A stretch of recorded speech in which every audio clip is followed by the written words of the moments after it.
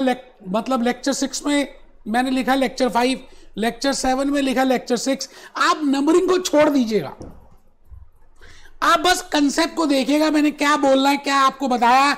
आज भूपेश आनंद आपके सामने lecture number 5, chapter 7, chapter 8, chapter 9 का बेटे एक ऐसा लेक्चर लेने जा रहा हूं जो आपके बेसिक कंसेप्ट्स को क्लियर कर देगा।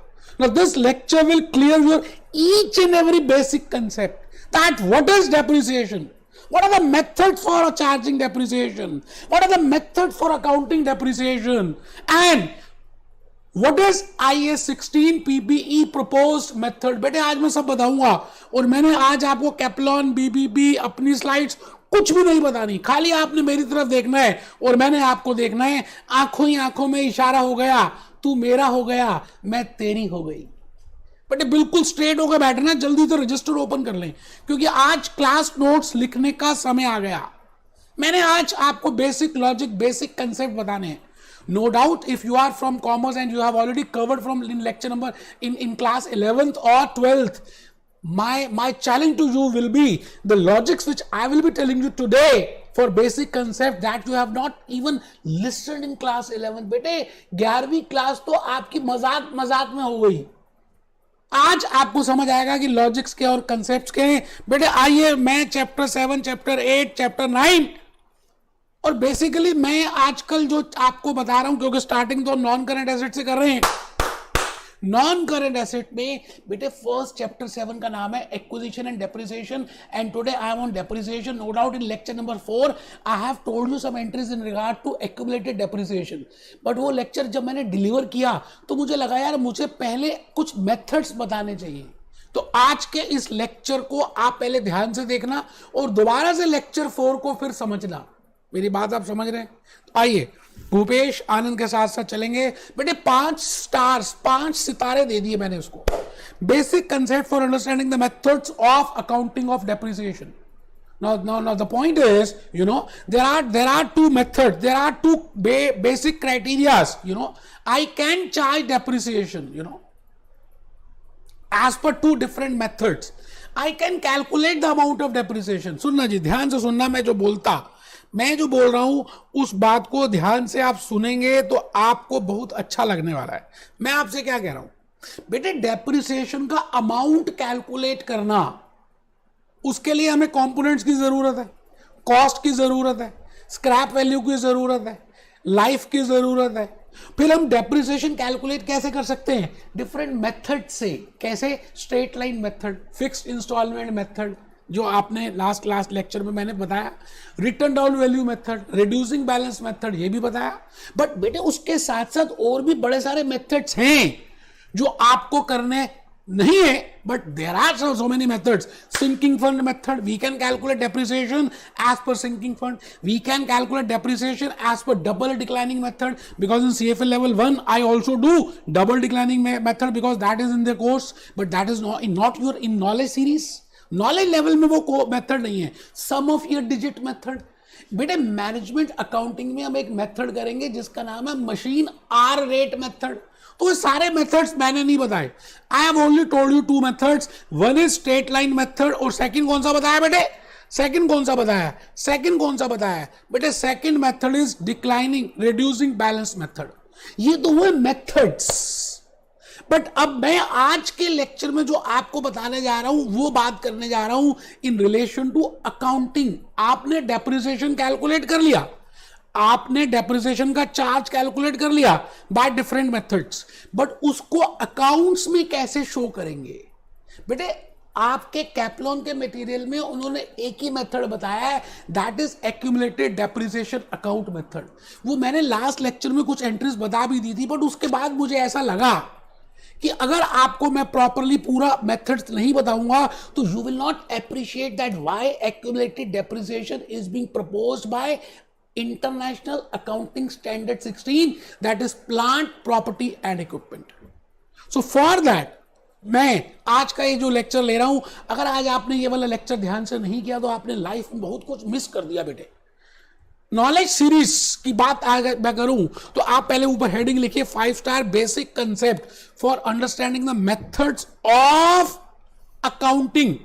देखिए चार्जिंग नहीं, कैलकुलेटिंग नहीं, कैलकुलेटिंग के देयर आर डिफरेंट मेथड्स, 5 6 7 8 10 हो सकते हैं। मैं अकाउंटिंग की बात कर रहा हूं, देयर आर 2 मेथड्स, पूरी दुनिया की बात करेंगे। I am talking of USA, I am talking of US GAAPs, I will be talking of IFRS, I will be talking of Ind AS, I will be talking of Pakistan AS. पूरी दुनिया की बात करें तो there are 2 methods. No doubt in your Kaplan only one method they have discussed, but unless and until you do both the methods, बेटे आपको ज्यादा अच्छी अंडरस्टैंडिंग नहीं आएगी। तो उस बात को समझने के लिए for that basic concept I am devoting one, बेटे 45 मिनट्स का लेक्चर रहेगा और मैं पूरा एक्सप्लेन करूंगा फुल एनर्जी के साथ। तो आप लिखिए जी there are 2 methods of accounting for depreciation. पहला मेथड, फर्स्ट मेथड जो मैं आज कराने जा रहा हूं और आज ही मैं दूसरा मेथड भी करूंगा। पहले फर्स्ट मेथड की ब्रांच लिखें, when non current asset appear as net value. बेटे व्हेन आपने 11th में किया है, नहीं भी किया तो मैं बताऊंगा, when net asset, net non current assets appear eight net value. एक बच्चा कहने लगा नेट का मतलब क्या? बेटे मैंने कहा जब डेप्रिसिएशन जो हम चार्ज करते हैं वो हम साथ साथ एसेट की वैल्यू से लेस करते जाएं और जो रियल वैल्यू आ रही है उसको शो करते जाएं नॉन करंट एसेट में, तो उसको हम कहते हैं दैट इज नेट। वैसे नेट का मीनिंग क्या है कि इट मींस कुछ आपने लेस किया है, ग्रॉस में से जब हम कुछ कम करते हैं तो बैलेंस क्या बचता है? नेट ही तो बचता है। तो net as such says that something is deducted. So when I deduct depreciation and then the balancing figure is named as net value, on that net value I prepare the account, you know, that is my accounting method 1. तो आप लिखें when non current asset appears at net value, that is depreciation is charged directly to non current assets. Depreciation is charged to non current assets. Depreciation is directly charged to non current asset. जब depreciation non current asset में directly charge कर देते हैं उसको हम कहते हैं कि net current assets, non current assets are appearing at net value. अभी समझ आएगा बेटे, बिल्कुल टेंशन नहीं लेनी। आप पहले लिखे method 2, accounting method 2, accounting method 2 for depreciation when non current assets appear eight gross value, और एरो भी है, अभी आगे भी है, पहले इसको लिख लें। When non current assets appears eight gross value, जिसका थोड़ा सा ट्रेलर मैंने लेक्चर नंबर 4 में बताया था। अच्छा, आप ग्रॉस वैल्यू का मतलब क्या है? When depreciation is not directly charge to non current asset. जब आप डेप्रिसिएशन को डायरेक्टली नॉन करंट एसेट में चार्ज नहीं करते, when depreciation is not charged to non current asset, जब depreciation directly non current asset में चार्ज नहीं होगी, इसका मतलब बेटे जो हमने लास्ट क्लास में थोड़ा सा बताया था, that is as per this method only, that is proposed by international accounting standard 16, that is plant property equipment. आप टेंशन नहीं लेना, मैं बार बार यही कह रहा हूं। इसमें हम क्या करते हैं, when accumulated depreciation account is being prepared, और I can name it as provision for depreciation account. मैं कुछ भी कह सकता हूं। I can name it as accumulated depreciation और I can say it as provision for depreciation, no issues for that. It means when I prepare only one account, जब मुझे एक ही अकाउंट बनाना है, that is machinery account, non current asset account, then I will debit depreciation in that account only and the net value will be there, that is named as non-current assets are appearing at net value। जब मुझे 2 accounts बनाने हैं, एक तो बेटा machinery account बनाना है और एक प्रोविजन फॉर डेप्रिसिएशन या एक्यूमुलेटेड डेप्रिसिएशन अकाउंट बनाना है, जो हमने लेक्चर 4 में किया। बेटे आपको मेथड 2 हम उसको बोलते हैं, that is my method number 2। अब एक बच्चा कहता है समझ नहीं आया। बेटा मुझे मालूम है अभी समझ नहीं आएगा, बट आप ये जो केस स्टडी अब मैं बता रहा हूं बेटे, इन केस आपने ये सिंसियरली अटेंड कर ली ना। एक बच्चा कहता है जी मेथड 1 है ही नहीं तो आप क्यों करा रहे हो? बेटे ये प्यार है भूपेश आनंद का, unless and until you will find out the difference, you know.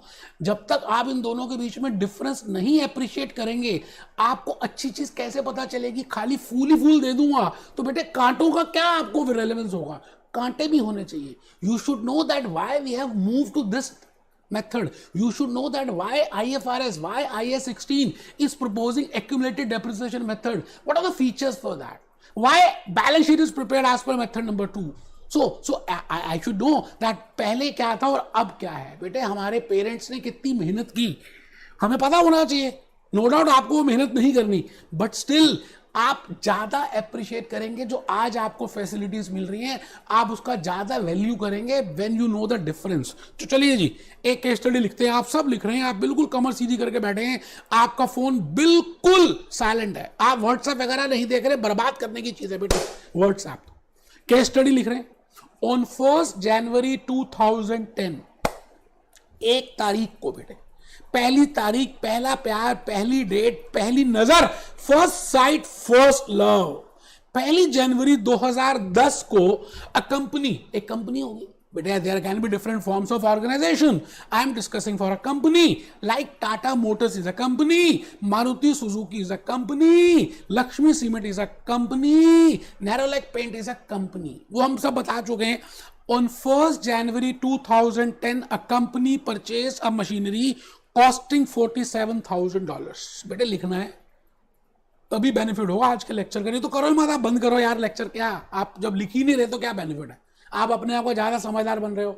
A company has purchase a machinery for $47,000. कब खरीदी? तारीख पे तारीख बेटे, 1 जनवरी 2000 को खरीदी. तारीख पे तारीख बेटे. डेप्रिसिएशन नॉन करंट एसेट के चैप्टर में आपको डेट्स का बड़ा इंपॉर्टेंट रेलेवेंस होगा, क्योंकि आपको तारीख देखनी है, कब खरीदी, डेप्रिसिएशन कब चार्ज करनी है, 12 महीने की करनी है या कम की करनी है, because accounting period is of 12 months, because we prepare final account for 12 months. So आपको डेट्स का बड़ा ध्यान रखना है बेटे. यहां पर मैंने जान के जनवरी 2010 मतलब बिगिनिंग से एंड की बात की, आपको ज्यादा कॉम्प्लिकेट नहीं किया. मैंने कहा जो चीज बतानी है उस पर ज्यादा आपका माइक्रोस्कोपिक फोकस्ड रहे, ठीक है जी. And spend 5,000 on its installation. बेटे आपको मैंने बताया था लास्ट लेक्चर में कि आप कैसे परचेज कॉस्ट कैलकुलेट करेंगे. It is not the amount which you have paid to that supplier, but it is also the expenses which you have incurred for making that machinery into working condition. That is also to be added and then the total amount will be named as that is to be depreciated. तो बेटा ठीक है, 5,000 रुपए हमने उसमें किए, 47,000 की machine ली, इसका मतलब 52,000 हो गया after the useful life of 10 years. बेटे ये मशीनरी की यूजफुल लाइफ 10 साल रहेगी. Its scrap value is estimated to be $2,000. इसका मतलब 10 साल जब आप यूज कर लेंगे, अभी नहीं, 10 साल के बाद इसको आप $2,000 में बेच सकते हैं. ठीक है जी. Show machinery account for first 3 years. ठीक है, 3 साल के मैंने आपको मशीनरी अकाउंट बनाना है. अब ये कह रहा है खाली मशीनरी अकाउंट. अब आगे देखिए, मैंने इसको लिखा है as per method 1. It means मैंने इस आज के लेक्चर में दोनों मेथड्स को इनकॉर्पोरेट कर देना है. आपको दोनों मेथड्स देखने हैं. You have to see this lecture in totality, then only you will appreciate that which is best method. Method 1 is when depreciation is directly charged to non-current asset, that is when non-current asset appears at net value. जब non-current asset net value पे appear होगा, मतलब सब कुछ less करने के बाद net value पे, रियल वैल्यू पे, डेप्रिसिएशन लेस करने के बाद जिस पे अपीयर होगा, that is my method number 1, that is my accounting method 1. And second method is when depreciation is not charged directly to non-current asset. As per IAS 16 PPE, we do not charge depreciation directly to non-current asset, rather we prepare a special account for that, rather we prepare a special customized account for that, and that account is named as accumulated depreciation account, or I can also loosely name it as provision for depreciation account, but as per PPE we will name it as accumulated depreciation account. तो simple सी बात है बेटे, मेरे को दोनों method इसमें कर रहे हैं. मैं चल पड़ा अपनी कहानी को लेकर, कहानी किस्मत की.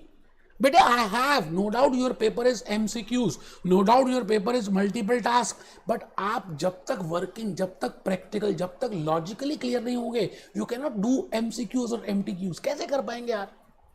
तो मैं आज के लेक्चर में चाहता हूं कि आप ये वर्किंग नोट्स भी लिखें. मैंने लिखा working notes for understanding purpose. First working note is, you know, as per IAS 16 it is not 47,000 on which we will find out depreciation, rather it is 52,000. You know how I have calculated 52,000? 47,000 is the cost which I have incurred, plus 5,000 is the installation expenses which I have to bear. So 47 plus 5, that comes to 52. So total is 52,000 on which I will be incurring, you know, I will be calculating depreciation. So total cost of machinery is not 47, rather it is as per AS 16, that is 52. लिखना है बेटे, कमर सीधी करके बैठना है. मैं बार बार यही कह रहा हूं यार, आपका बेनिफिट तभी होगा. फर्स्ट अटेम्प्ट F3 क्लियर करने के लिए कमर सीधी, और जैसा मैं कह रहा हूं वैसा करिए. समझदारी नहीं, चलाकी ज्यादा मत करो भाई साहब. वर्किंग नोट नंबर 2, मैंने अभी बताया था आपको डेप्रिसिएशन और नॉन करेंट में it is very important that you should calculate the date. Date का मतलब है कब खरीदी कब बेची, और हम प्रोपोर्शनेट मेथड फॉलो करेंगे. इसका मतलब अगर 6 महीने के लिए खरीदी तो हम डेप्रिसिएशन 6 महीने का चार्ज करेंगे. 3 महीने के लिए परचेज की तो 3 महीने का, 12 महीने के लिए की तो 12 महीने का, बिकॉज मैक्सिमम 12 महीने हो सकते हैं. Accounting period is of 12 months. तो मैं सेकंड वर्किंग नोट में लिख रहा हूं और आप भी लिख रहे हैं, डेट ऑफ परचेज इज 1 जनवरी 2010. अच्छा, जब मैं कहता हूं 1 जनवरी 2010 और मुझे एंड ऑफ द ईयर नहीं बताया जाए, अज्यूम करते हैं क्वेश्चन में, तो मैं बेटे 12 महीने का period I will assume from my own side, और ये 12 महीने बेटा 31 दिसंबर को जाके एंड होते हैं. तो मैं मान लूंगा कि मेरा accounting period is from January to December. चलिए जी, बात आप समझ पा रहे हैं जो मैं कहना चाह रहा हूं, आप सब समझ रहे हैं, मुझे मालूम है आप समझ रहे हैं. तो वर्किंग नोट नंबर 2 लिख चुके हैं. वर्किंग नोट नंबर 3, बेटे डेप्रिसिएशन 1 जनवरी को मैंने एक ट्रांजैक्शन की, मैं उसकी अभी जर्नल एंट्री पास करूंगा. उसके बाद डेप्रिसिएशन जो है, depreciation charge is always being charge at the end of the year while preparing final accounts. ऐसा नहीं है कि डेप्रिसिएशन खाली एक ही दिन होती है बेटे. हर रोज जब आप मोबाइल फोन यूज कर रहे हैं, हर रोज जब आप मशीनरी यूज कर रहे हैं, तो उसकी वैल्यू डिक्रीज होती है. But we do not charge depreciation every day, rather we charge depreciation at the end of the accounting period, that is when we have to prepare the final accounts. तो working note number 2 में आप ये timeline बनाएं. 1 जनवरी 2010 है बेटा, मेरी गलती है, ये 10 है. 1 जनवरी 2010. चलिए मैं इसको रब करके दोबारा लिखता हूं बेटा, आप मूड ऑफ मत करें बेटे. मैं ये कह रहा हूं तारीख देखा 1 जनवरी 2010 है, और बेटे यहां पर भी मेरी गलती है बेटे, यहां पर भी मैंने 31 दिसंबर 2010 कर दिया, तो 12 महीने का पीरियड आ गया, because I have purchase the machinery as on 1 January 2010.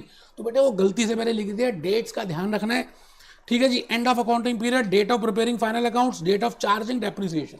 So as per working note number 2, I got to know that depreciation is always being charge at the end of the accounting period, and depreciation is always a annual expense. It is to be charge when we prepare final accounts. ठीक है जी, बिल्कुल बढ़िया. Working note number 3, बेटे मैं अभी method 1 कर रहा हूं, और अभी वैसे मेथड 1 में मैंने आपको बताया कि depreciation will be directly charge to machinery account. तो बेटे आपने जब मशीनरी खरीदी 1 जनवरी 2010 को, तो यहां पर भी मैंने गलती से 2000 लिख दिया. बेटे पता नहीं क्या हो रहा है मेरे को, मैं यहां पर भी 1 जनवरी 2010 लिख रहा हूं. मशीनरी आई, मेरे घर आई मशीनरी, बिजनेस में आई मशीनरी, बढ़ जाएगी, मशीनरी का बैलेंस डेबिट होगा.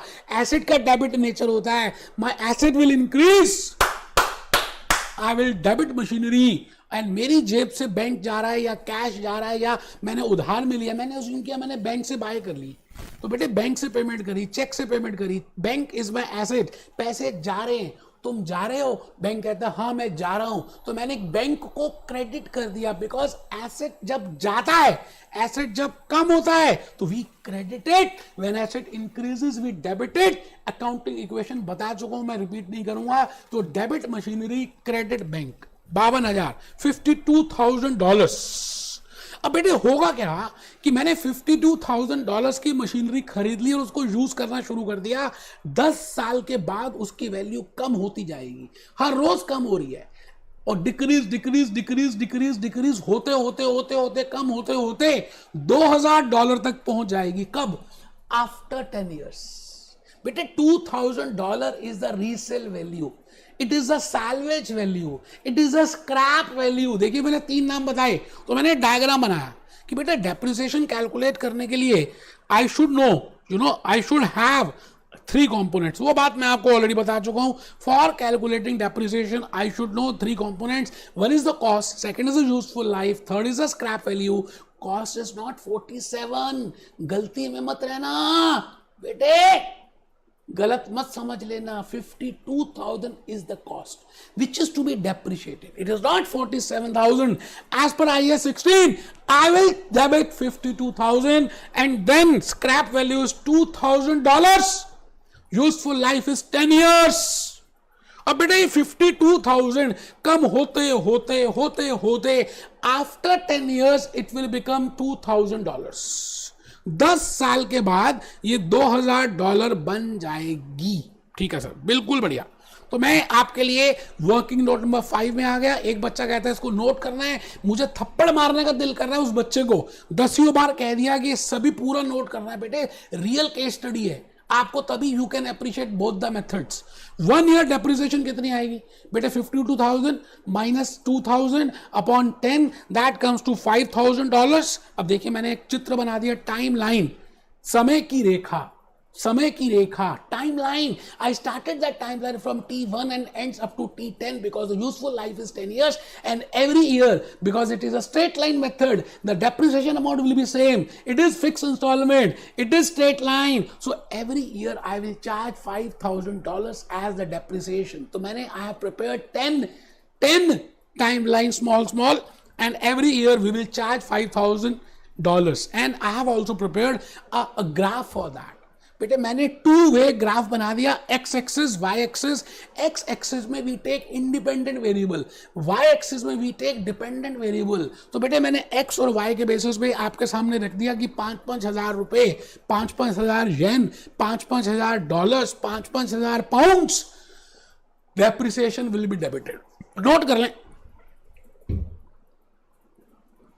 ये लो, ये ऊपर कर देता हूं थोड़ा सा। एक बच्चा कह रहा है ऊपर कर दो। एक बच्चा ऐसे ही बैठा है, एक बच्चा लेट के पढ़ रहा है बेड में। शर्म आनी चाहिए यार, ACCA की एग्जामिनेशन फीस पे की आपके पेरेंट्स ने, और आप किस एटीट्यूड से पढ़ रहे हो। Shame on you. Working note number 5 क्या प्रिपेयर कर लिया? आइए जी, मैं वर्किंग नोट नंबर 6 में आ गया। अब इस बात का ध्यान रखना है आपको, that depreciation is always charge at the end of the year. Even if nothing is given, I will calculate 12 months, and because January we have purchased, so 12 months will end on 31st December 2010. So that's why I have to charge depreciation on 31st December 2010. That will be my end of year. Now depreciation is an expense. With that expense, the value of non-current asset will decrease. You're getting your point? My capital will decrease. तो आपको पता है, वो मैं सब logic बता चुका हूं। Debit depreciation, credit non current asset. देखिए फर्स्ट अकाउंटिंग मेथड में मैं डेप्रिसिएशन का सेपरेट अकाउंट प्रिपेयर नहीं कर रहा। I am not preparing accumulated depreciation account, I am directly debiting it, directly charging the amount of depreciation to non current asset. It means my non current asset will appear at its net value. बेटे 52 का था, 5,000 मैंने उसी account में debit कर दिए। पहले method की बात कर रहे हैं जो आपके कैपिटल में भी नहीं है। बेटे still you have to do, because then only you can appreciate the difference. तो मैंने लिखा working note number 6, depreciation debit, non-current asset credit when depreciation is directly charged to non-current asset. ठीक है जी। when machinery appears at net value। अभी मैं ledger account दिखाऊंगा आपको, अभी मैं आपको मशीनरी अकाउंट शो करूंगा और आपको सब समझ आ जाएगा कि किस तरह से मेथड 1 में जब आप depreciation you debit in machinery account directly in that asset account, then my balance of asset will start decreasing. Hence I say this is the real value and this is the net value at which my non current asset is appearing. ठीक है जी, आइए आगे चलते हैं। बेटे अभी ledger posting करेंगे, वर्किंग नोट नंबर 7। आप लेजर पोस्टिंग से में आप ये देखें, मैंने इस अकाउंट में ये एंट्री पास की है। ठीक है जी, depreciation debit, non current asset credit. It means when I prepare a non current asset, और आप यहां पे लिख सकते हैं मशीनरी, आपको ज्यादा टेंशन है तो, बिकॉज नॉन करंट एसेट यहां पे मशीनरी है, और आप लिख सकते हैं मशीनरी। तो बेटे मशीनरी को क्रेडिट किया, आप देखिए इट मीन्स जब आप मशीनरी अकाउंट बनाएंगे it will be credited. We write down depreciation in the credit side because we directly see ledger posting from this journal entry. Depreciation debit, non-current asset credit, non-current asset credit, machinery credit. So when I prepare machinery account, my depreciation will be credited. ठीक है जी, इस बात का ध्यान रखिएगा. यही बात मैंने यहां पे लिखी है, machinery account will be credited. अभी हम बनाएंगे ना जब, तो आप ध्यान रखना. ये लो जी, बनाना भी शुरू कर दिया मैंने वर्किंग नोट नंबर 8 में. बेटे बड़ी हार्ड वर्क किया है. मैं चाहता तो ये लेक्चर नहीं भी आपको देता, बट बेटे मेरा दिल है कि मानता ही नहीं. मुझे लगता है कि जब एज अ स्टूडेंट अगर मैं आपकी जगह होता तो क्या वो मुझे कंसेप्ट समझ आ जाते जो मैंने बताए हैं आपको. तो बेटे मैंने लेक्चर 6, लेक्चर 7, 8 ऑलरेडी रिकॉर्ड कर दिया था. मतलब 5, 6, 7 रिकॉर्ड कर दिए थे. फिर मुझे लगा आफ्टर 7th लेक्चर की नहीं यार, कहीं ना कुछ कमी है. तो मैंने एक नया लेक्चर बनाया और उसको लेक्चर 4 के बाद पेस्ट कर दिया. इसका मतलब नेक्स्ट लेक्चर जो आप 6 देखेंगे उसमें मैंने बोला 5 होगा, बट है वो 6 ही. उसको 6 के पॉइंट में ही देखना है. 7th जो बनाया उसमें मैंने 6th बोला होगा या जो भी बोला होगा, आपने उस नंबरिंग के हिसाब से ही देखना है. आप बिल्कुल उस बात की टेंशन ना लें. आप बस लिखें मशीनरी अकाउंट. बेटे अकाउंट बनाना तो आता ही है. हम डेट बनाते हैं, particulars and amount. Ledger folio भी बनाते हैं, but I have not prepared account for that. Credit side, debit side. So this is debit side, this is credit side. 1 जनवरी 2010 मैंने फर्स्ट एंट्री पास की थी. Machinery machinery machinery machinery machinery debit, machinery debit, machinery debit. ये देखिए machinery debit, machinery debit. It means आपको machinery account में debit लिखना है. Debit में लिखना है 52,000. ये लीजिए, ये लीजिए, मैंने डेबिट में लिख दिया. फर्स्ट एंट्री कर दी. फिर 31 दिसंबर में मैंने क्या लिखा? Depreciation debit, non current asset credit, non current asset credit. As per accounting method 1 I will directly charge depreciation to non current asset. तो मैंने यहां लिख दिया depreciation non current asset credit. तो 5,000 रुपए मैंने क्रेडिट कर दिए. तो बेटे मैंने उसके बाद बैलेंस निकाला 31 दिसंबर 2010 को, टोटल कर दिया 52 और जहां पर डिफरेंस आया ये बैलेंसिंग फिगर आई. मैंने इसको लिख दिया बैलेंस कैरिड डाउन. तो 31 दिसंबर 2010 को 47,000 का बैलेंस कैरी डाउन है. एक बच्चा मशीनरी अकाउंट नहीं बना रहा, उसे लग रहा है बहुत इजी है, वो बना लेगा. I know that it is easy, but still my request to you will be please prepare machinery account. Now, in next year, I will carry forward this. I will brought down this balance to 1st January 2011, 47,000. ठीक है sir. मैं भूपेश आनंद आगे चला. मैं आ गया बेटे 11 में. बेटे 1 जनवरी 2011 को आपने बैलेंस निकाल लिया है. 1 जनवरी 2011 को आपने 47,000 का बैलेंस निकाल लिया है. तो अब क्या होगा बेटे? 1 जनवरी से हम आगे चले, आगे चले, आगे चले, आगे चलते चलते कौन मिला? कोई भी नहीं मिला. तो बेटे हम 31 दिसंबर 2011 तक आ गए. चलते चलते कौन मिला? कोई नहीं मिला. 31 दिसंबर 2011 मिला. फिर हमें लगा यार depreciation is always charge at the end of the year, at the time of preparing final accounts. So I will charge depreciation as on 31st December 2011. For understanding purpose, I have prepared a working note number 9 for you. बेटे 31 दिसंबर 2011 को मैंने झंडा फहराया और arrow लिखकर लिखा. Straight line method में आपका अमाउंट ऑफ डेप्रिसिएशन सेम रहता है. Debit depreciation, credit machinery $5,000, $5,000. मैं आ गया जी वर्किंग नोट नंबर 10 में. अब आप ये बताइए, मैं पहले अकाउंट भी बना के दिखा दूं. मैंने बेटे साथ साथ अकाउंट भी प्रिपेयर किया. ये तो 2010 का बना ही चुके हैं. बैंक का डेप्रिसिएशन का बैलेंस ये 47,000 आपने यहां किया. अब देखिए 31 दिसंबर 2012 में आपने 5,000 का depreciation directly non current asset account में चार्ज कर दिया. This is accounting method 1 as per which I will directly charge depreciation to non current asset and non current asset will appear at its net value. ठीक है जी. Balance carried down 42. तो 42 का balance मैंने 1 जनवरी 2012 को transfer कर दिया.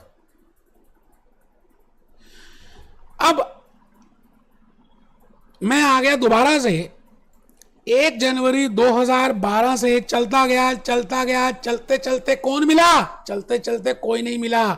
31 दिसंबर 2012 मिली। मैंने कहा अरे 31 दिसंबर 2012, तो यहां पर मैंने फिर देखा तो एक एसेट को हमने सेल नहीं किया, डेप्रिसिएशन डेबिट करनी है बेटे। फिर मैंने डेप्रिसिएशन की एंट्री पास की, फिर मैंने वर्किंग नोट नंबर 10 प्रिपेयर किया। बेटे हार्ड वर्क किया है, आपके लिए क्लास नोट्स प्रिपेयर किए हैं। है कोई माइका लाल जो यूट्यूब में बेटे इस तरह से एक्सप्लेन करता है? पढ़ाना छोड़ दूंगा बेटे।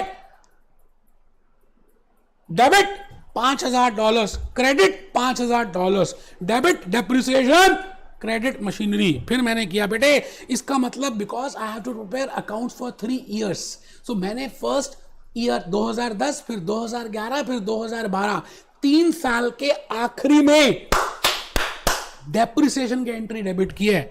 आइए अब मैं अकाउंट प्रिपेयर करने जा रहा हूं बेटे। जैसे मैंने 2010 का बनाया था वैसे ही 11 का बनाया और वैसे ही 13 का बनाया। आप एंट्री देखिए, एंट्री खुद बताएगी कि whether you have to credit in machinery account और whether you have to debit in machinery account. In all the 3 entries, depreciation debit, machinery credit, depreciation debit, machinery credit, depreciation debit, machinery credit। तो मैंने machinery को credit किया और मेरा balance आ गया 1 जनवरी 2013 को 37,000। बेटे मैंने हाथ ऊपर कर दिए। एक बच्चा कहता सर आपने हाथ क्यों ऊपर कर दिए? बिकॉज मैंने अकाउंटिंग मेथड 1 आपको बता दिया। दूसरा बच्चा कहता सर ये कैपलॉन में तो है ही नहीं। बेटे मुझे मालूम है, but still I have told you this because now you can appreciate that method number 2, accounting method 2, which is being proposed by IAS 16, that is plant property equipment, जो मैं अब कराने जा रहा हूं, जो मैंने लास्ट लेक्चर में थोड़ा सा बताया था। तो बेटे मेथड 1 के बाद मैं चल पड़ा बेटे मेथड 2 में। आप सभी स्टूडेंट्स ऊपर लिखेंगे accounting method 2 for depreciation. This is not for calculating the amount of depreciation, rather it is accounting for depreciation. There are 2 methods. One is I can show my asset at net value, and second is I can show my net asset value, my non-current asset at gross value, original cost. Now this will give me a more true and fair view. That's why IAS 16 has proposed this method. वो भी हम देखेंगे कि इस method को क्यों propose कर रहे हैं। बट इस मेथड में 2 अकाउंट बनेंगे बेटा। एक बनेगा मशीनरी अकाउंट, वो नई जैसी रहेगी बेटे, उसको कभी काट पीट नहीं करेंगे, उसकी वैल्यू कम नहीं करेंगे, वो जितने में खरीदी थी 10 साल तक उसी वैल्यू पे आ रही होगी। लेकिन हम एक उसके साथ साथ उसका साथी वाला अकाउंट बनाएंगे। हम अलग अलग है ना, because in method 1 machinery and depreciation हम साथ साथ हैं। एक मूवी आई थी हम साथ साथ हैं, मशीनरी डेप्रिसिएशन से बोल रही है हम साथ साथ हैं। But in accounting method number 2 machinery account separate बनाना है, एक्यूमुलेटेड डेप्रिसिएशन अकाउंट सेपरेट बनाना है। हम अलग अलग हैं, हम अलग अलग हैं। अभी देखते हैं व्हाट आई वांट टू से। बेटे देखिए यहां पर मैंने दोनों अकाउंट्स के एक फॉर्मेट जान के बना दिया कि आपके माइंड में एक पिक्चर से बन जाए that I have to prepare machinery account separately, accumulated depreciation account separately। तो 2 अकाउंट बनेंगे। अब आ जाइए बेटे, अब आपको पता होना चाहिए डिफरेंस बिटवीन, मैंने वैसे पहले भी बताया था, there is a difference between methods and accounting methods. Methods for calculating depreciation and method for accounting depreciation. Now method for calculating depreciation I can have 10 methods. ये देखिए, तो आप लिखें, पहले लिखें वर्किंग नोट नंबर 1। बेटे अब ये अकाउंटिंग एक्यूमुलेटेड डेप्रिसिएशन अकाउंट है ना, मेथड है ना, तो मैंने इसको वर्किंग नोट 1 बोला है। Difference between methods of calculating depreciation. Now there are different methods for calculating depreciation. Straight line method can be a debt method, WDV method, sinking fund method, machine hour rate method, sum of year digit method, double declining method. All are methods for charging depreciation, for calculating the amount of depreciation. But in my course बेटे 2 ही methods कर रहे हैं। अब आइए accounting में, accounting depreciation, methods of accounting depreciation when non-current asset is appearing at net value, जो अभी अभी हमने किया। अब जो पेपर में कर रहे हैं वो ये है, when non-current asset is appearing at gross value. Now I can only maintain non-current asset at gross value if I am preparing a separate customized account, a special account for depreciation, and that is named as accumulated depreciation. ठीक है जी। तो working note number 2, as per accounting method 2, asset account balance will not be modified. बेटे हम उसको change नहीं करेंगे, वो नई नवेली जैसे ही दिखेगी। मतलब हमने 52,000 परचेज किया, 2012 को भी 52,000 दिखेगी, 2013 को भी 52,000 दिखेगी, 2014 में भी 52,000 दिखेगी। इसका मतलब जो वैल्यू एसेट अकाउंट में अपीयर होगा मशीनरी अकाउंट में, that is not real value, because we have not debited directly depreciation to non-current asset, but still it will give a true and fair view। हम देखेंगे अभी disclosure कैसे करते हैं, आप उसकी टेंशन छोड़ दें। आप लिखे working note number 2, as per accounting method 2 asset account balance will not be modified. Working note number 3, for depreciation charge we will prepare a separate account. मैंने अभी बताया, हम डेप्रिसिएशन को अलग से एक अकाउंट में बिठा देंगे। हम उसे कहेंगे भैया यहीं बैठे रहो, अभी यहीं पे रहो, हमें पूरा पता तो चले तुम कितने हो, कहां से आए हो, कहां जाओगे। एक्यूमुलेटेड डेप्रिसिएशन, और it can be named as provision for depreciation, कुछ भी कह सकते हैं। बेटे अब आने वाले 10 मिनट इतने प्रीशियस हैं कि अगर आप ढीले बैठे हैं, अगर आप लेट चुके हैं, अगर आपने फोन ऑन कर दिया है, तो आपसे बड़ा बेवकूफ नहीं हो सकता कोई। मैंने आप बताना है कि दोनों मेथड्स में क्या क्या डिफरेंस है। बेटे जर्नल एंट्रीज दोनों में सेम होंगी। इसका मतलब जो आपने परचेज की एंट्री की, मशीनरी डेबिट, बैंक क्रेडिट, चाहे वो आप एक्यूमुलेटेड डेप्रिसिएशन मेथड फॉलो करें या आप नेट वैल्यू शो करें, एंट्री विल रिमेन सेम। बेटे जो सेकंड एंट्री थी ना, डेप्रिसिएशन डेबिट, आपने डेबिट डेप्रिसिएशन किया और क्रेडिट नॉन करंट एसेट किया। अब यहां पर नॉन करंट एसेट को क्रेडिट नहीं करेंगे, क्योंकि हमने इसके लिए एक सेपरेट अकाउंट प्रिपेयर किया है और उसका नाम है एक्यूमुलेटेड डेप्रिसिएशन अकाउंट। तो आप क्या करेंगे, एक्यूमुलेटेड डेप्रिसिएशन अकाउंट में क्रेडिट करेंगे। We will not credit to non-current asset.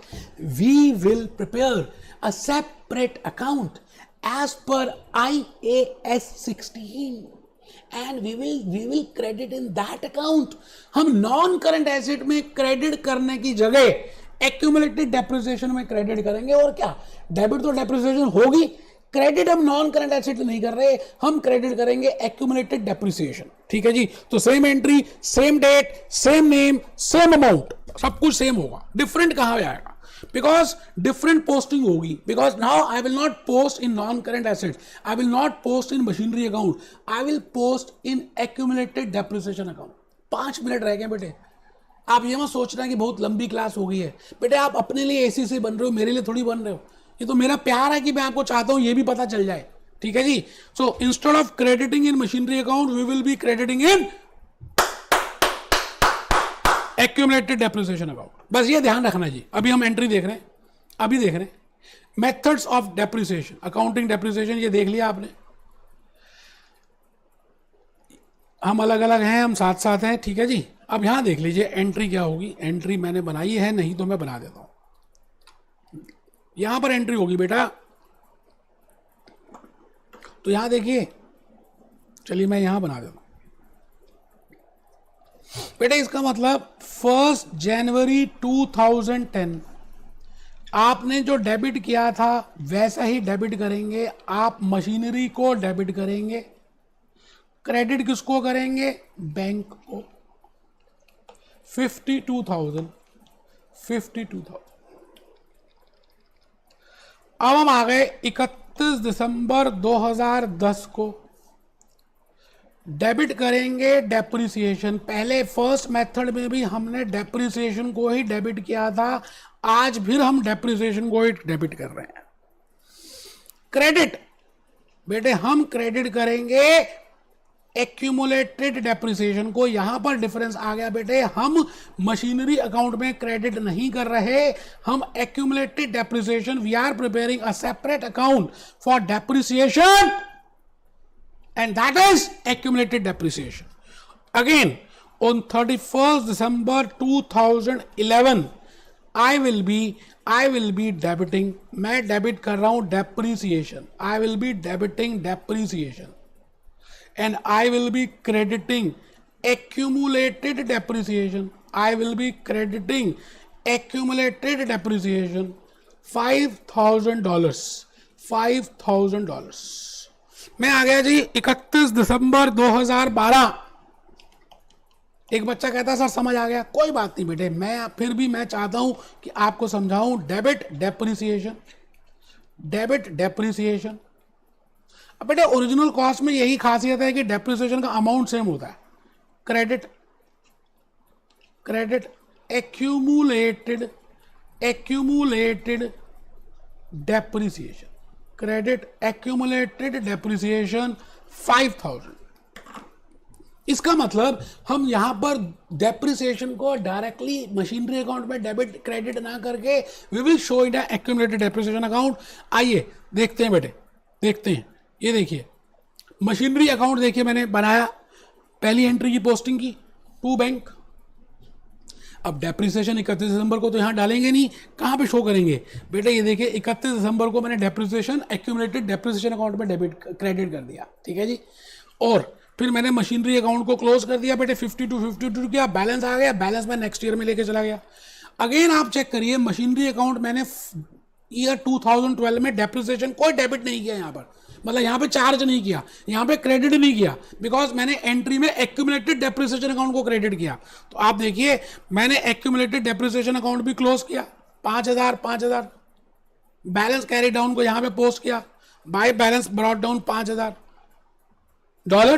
फिर नेक्स्ट ईयर की डेप्रिसिएशन यहीं पे डेबिट की मैंने, मतलब आप डेप्रिसिएशन को डेबिट कर रहे हैं, एक्यूमुलेटेड डेप्रिसिएशन को क्रेडिट कर रहे हैं 5000।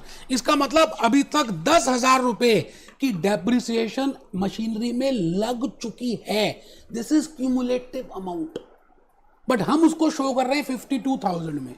इसका मतलब वो 52 इज ओरिजिनल कॉस्ट। इसका मतलब अगर आप रियल वैल्यू देखें तो 52 minus 10 that is 42,000। This is the real value बेटे, इसको बोलते हैं रियल वैल्यू।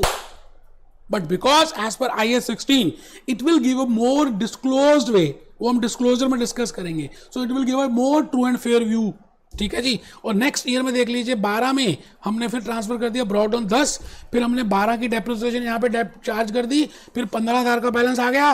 और नेक्स्ट ईयर में मैं 1 जनवरी 2013 को 15,000 का बैलेंस लेके चला गया। अब आप देखिए बेचारा नॉन मशीनरी अकाउंट बिल्कुल 52 पे चल रहा है, फिर हमने नेक्स्ट ईयर 52 पे 52 पे, देखिए कितना अच्छा है। मशीनरी अकाउंट कहता है मैं सीधा सीधा चलूंगा, मैं अपडेट मुझे मत करना, मुझे मॉडिफाई मत करना, मेरे को ओरिजिनल कॉस्ट पे रहने देना, आई will be directly moving, I will not be changing my self. This is machinery account. Now just see that 52,000 is the original cost जो आपने 1 जनवरी 2010 को खरीदी थी, उसी वैल्यू पे आ जा रहा है। और उसके बाद डेप्रिसिएशन 15। तो बेटे अगर मेरे को रियल वैल्यू निकालनी हो इसकी तो कैसे आएगी? अगर रियल वैल्यू चाहिए तो 52 माइनस 15, 12 में से 5 चले गए 7, 4 में से 1 चला गया 3, 37,000 की वैल्यू आ रही है। अब आप देखिए जो मेथड नंबर 1 है, क्या उसमें भी 37 ही आ रहा था? देखिए 37 आ रहा है।